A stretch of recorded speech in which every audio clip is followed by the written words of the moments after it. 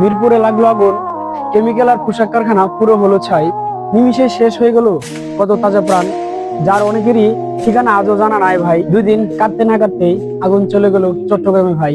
চট্টগ্রামে গিয়ে দেখি আগুন লাগলো সেই পোশাক কারখানায়। পোশাক কারখানা পুড়ে সেখানে করে দিল ছারখার সবকিছু ভাই। চট্টগ্রামের আগুনের ভয়াবহ তো কমতে না কমতেই আগুন চলে এলো বাংলাদেশ শাহজালাল আন্তর্জাতিক বিমানবন্দরে ভাই।